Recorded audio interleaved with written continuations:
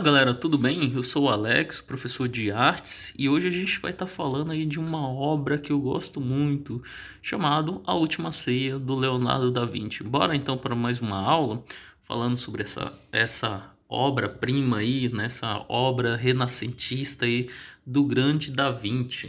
E só para a gente entender sobre a obra, eu já vou logo de cara já falar sobre por que o Leonardo da Vinci fez essa obra. Então ele se inspirou aí, digamos aí, em uma passagem bíblica aí de João 13, 21 e 22 no caso. Em verdade, né? E em verdade vos digo que um de vós há de me trair. Os discípulos olharam um para o outro, né, no caso, e sem saber o que ele se referia. Na realidade, Jesus Cristo, pessoal, ele acabou mostrando que alguém da mesa ia trair ele. Então, todo mundo acabou fazendo uma certa gestualidade, né? Todo mundo acabou falando assim, nossa, mas eu, né? Quem será? Né? Fala, Senhor, quem é o traidor? Então, você consegue enxergar um certo movimento aí na obra A Última Ceia exatamente por essa questão. Então, como você pode visualizar aí no centro da imagem, logo no centro, dando essa ideia mais de perspectiva, né? Jesus Cristo, ele se encontra no centro da imagem. O número 2, galera, você pode observar o João, que eu vou estar falando sobre ele um pouquinho mais para frente aí, tá? Existe toda uma teoria sobre o João. No caso, o número 3 é o Pedro, o 4 entra o Judas Iscariote, né? E traiu Jesus Cristo e tal. E o André entra no número 5, galera, para você visualizar aí. O Tiago menor, o Bartolomeu 7, né? E o 8, o Tiago maior, no caso, e o 9, o Tomé. O 10, galera, você pode observar aí o Felipe, o 11, o Mateus, e o 12, nada mais, nada menos que o próprio autorretrato aí do Leonardo da Vinci. Você vê que ele acabou se inserindo na obra como Judas Tadeu. Então, essa obra, lógico que ela mostra bastante perspectiva, né? Uma obra aí que tem um trabalho bem bacana do Leonardo da Vinci, e para você ver que ele dominava a técnica. Geralmente a perspectiva aí, como você pode observar, ela sai aí bem na cabeça de Jesus Cristo, provavelmente aí no olho direito, próximo do olho direito dele, você encontra todo esse movimento. Uma coisa interessante também para falar dessa obra, além dela ser uma obra super enorme, né? Eu acredito que você pode observar que existe vários grupos, né? Grupos de três ali, e tem um certo movimento, né? De gestualidade. Acredito eu também que você olhando essa obra, você acaba observando também que os discípulos eles se encontram um pouquinho maiores, né? Então dá essa sensação aí de ele estar maior, e tudo indicando aí pro próprio Jesus Cristo. A cabeça dele está um pouquinho maior que o próprio Jesus Cristo. Então você observando a obra, você pode ter essa sensação aí, além do ponto de fuga, né, no caso, que existe. O plano de fundo também é bem interessante porque mostra a janela, né, com fundo, uma paisagem lá no fundo. E o Leonardo da Vinci ele era expert nisso daí, né, que ele acabava desenhando. Como você pode observar até na própria Mona Lisa. A própria Mona Lisa, ele jogou uma paisagem de fundo. Então, para a gente falar dessa obra, A Última Ceia, realmente ela é uma das mais emblemáticas aí do pintor renascentista Leonardo da Vinci. E nela, pessoal, o que acontece? O artista ele retrata realmente Jesus Cristo, né, no centro da imagem, e todos os seus discípulos, né, momentos antes dele ser crucificado. Então realmente ele falou assim, alguém dessa mesa vai estar me traindo, e as pessoas acabou dando esse certo movimento na cena, né? Então esse afresco você encontra em num convento, né, de Santa Maria, né, de Delgrassi, no caso, e em Milão, tá, pessoal? Essa obra você vai encontrar em Milão, é uma sala enorme, mas você no final da sala você encontra essa pintura em uma porta meio que atravessando a última ceia, né? Provavelmente a porta ela vai se encaixar na mesa, né? Então uma das obras mais emblemáticas aí do próprio Leonardo da Vinci. Então só para a gente tentar entender essa história, ela foi produzida aí nos anos de 1495 por aí, né? Então um trabalho, na realidade, ele foi encomendado aí pelo Duque, né? Então, esse duque de Milão, no caso, do Ludovico, ele acabou encomendando essa obra aí para o próprio Leonardo da Vinci. Então, no caso, essa obra ela passou aí 3 anos, né? O Leonardo da Vinci passou aí 3 anos da sua vida dedicando essa pintura renascentista, galera. Só para você ter uma ideia, uma noção mais ou menos aí, ela está associada totalmente a fresco e a têmpera, né? No caso. Então, na técnica tradicional, se você for notar, uma técnica tradicional de pintura, né, na parede, isso a gente está falando de 500 anos atrás, uma técnica de afresco você vai pintar com a parede umedecida. E o Leonardo da Vinci, galera, eu não sei o que aconteceu, né? Mas na cabeça dele, ele decidiu aí inovar a obra. E ele aplicou, na realidade, ele aplicou a tinta sobre a superfície seca, galera. Isso, só para você ter uma ideia, acabou resultando aí em uma deteriorização muito, mas muito acelerada da obra. Então a obra acabou só para você ter uma ideia, ela foi restaurada diversas vezes. Isso por culpa do Leonardo da Vinci, apesar de ter sido uma obra aí que a gente admira muito. E com o passar do tempo, galera, ela realmente sofreu toda essa deteriorização, né? E também a gente tem que levar em conta que na Segunda Guerra Mundial ela foi restaurada, né? Porque teve aquela questão das bombas que caiu, né? E acabou prejudicando um pouco a obra nesse sentido. Na realidade, a parede ela foi protegida, né? Depois de um tempo eles acabaram protegendo ela para poder restaurar, porque a gente está falando de uma obra de mais de 500 anos atrás, né? Então ela acabou sendo restaurada aí diversas vezes.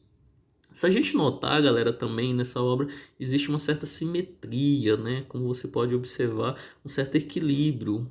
Como diz o Rudolf Heinlein, né? No livro Arte e Percepção Visual, que geralmente o artista ele tem essa tendência, né? De buscar equilíbrio na obra. Então, como vocês podem observar, existe um ponto de fuga que está ali no centro da imagem. E esse ponto de fuga, ele dá essa sensação de profundidade. E essa técnica aí da perspectiva, no caso, ela teve muito, mas muito forte, e muito difundida aí no próprio Renascimento, tá bom? Porque era uma característica do Renascimento, né?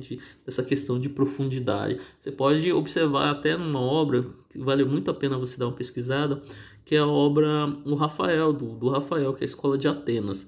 Essa obra aí mostra, tanto é que mostra o Leonardo da Vinci também no centro da imagem, lógico que representado por um filósofo, um pensador da época, até mesmo Michelangelo e até mesmo o próprio Rafael, eles se inserem na obra. Então, o que acontece, galera?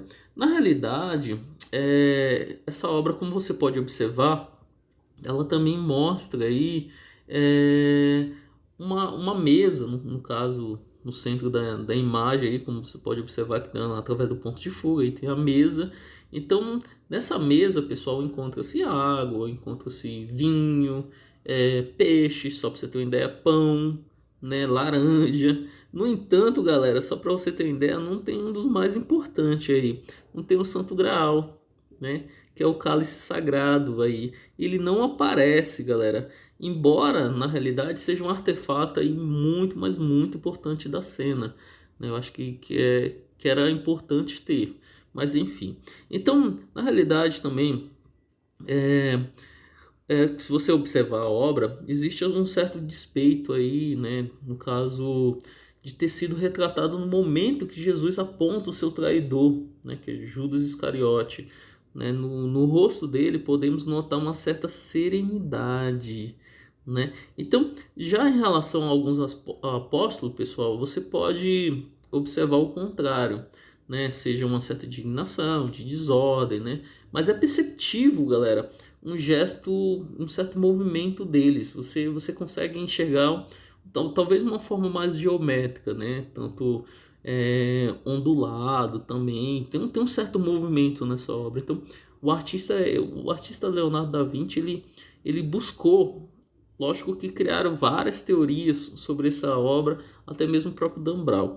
Então, sendo assim, galera, existe uma certa maestria dessa obra aí. Leonardo da Vinci, ele vem como maestro e ele acaba conduzindo, né, no caso, mostrando toda essa questão do movimento, luz e sombra, perspectiva, né? E mostra também uma coisa interessante que, se você observar, ele acaba trazendo algumas certas emoções físicas, né, de cada personagem. Então, quando você olha para a obra, você vai ver que cada personagem ele tem alguma emoção, né, uma cena teatral ali no meio dessa obra.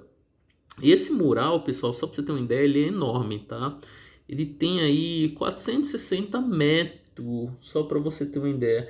É muito grande, pessoal. Isso, a gente está falando aí de uma pintura que ela envolve um tamanho enorme, para você ter uma ideia. Então, só de altura ela tem exatamente isso daí, né? 460 metros. No caso, e ela tem aí de comprimento 8 metros e pouco, né?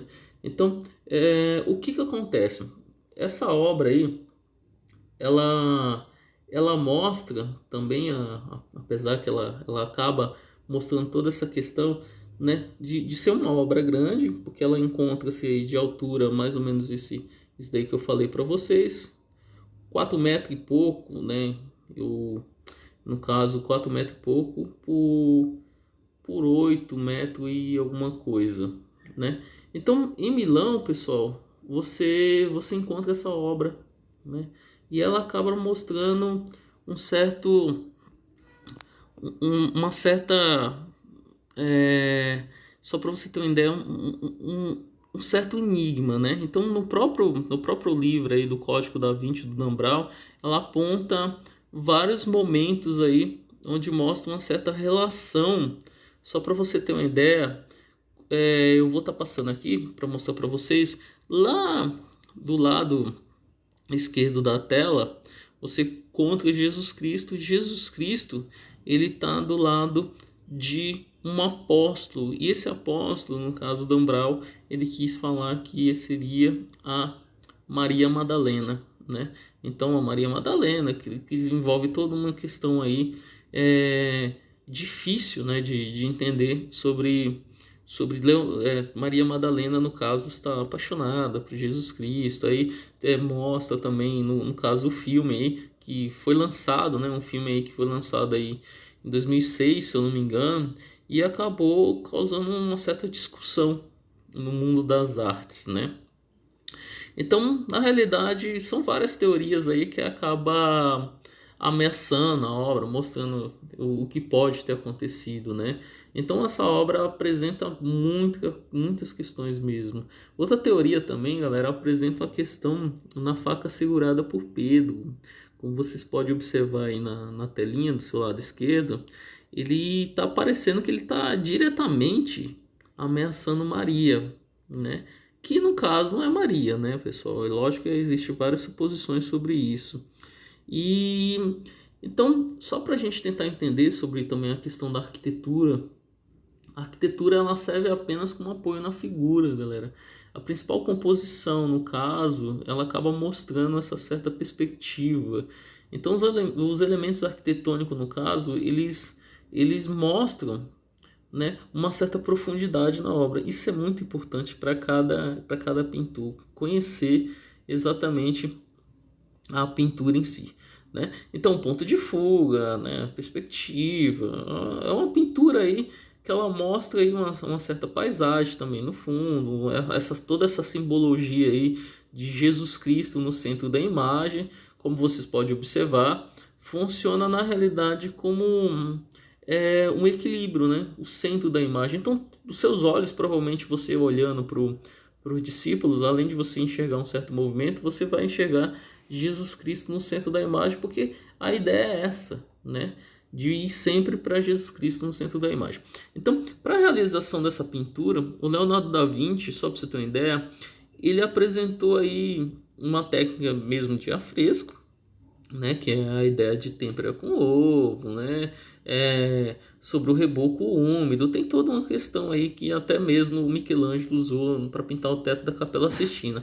Mas antes, galera, ele decidiu realmente mudar isso daí, né? Então ele experimentou aí, só para você ter uma ideia, elegante à base de óleo sobre o gesso seco. Então isso daí realmente deteriorizou a obra. Então essa escolha realmente foi uma escolha aí que acabou danificando mesmo essa questão, né, da pintura.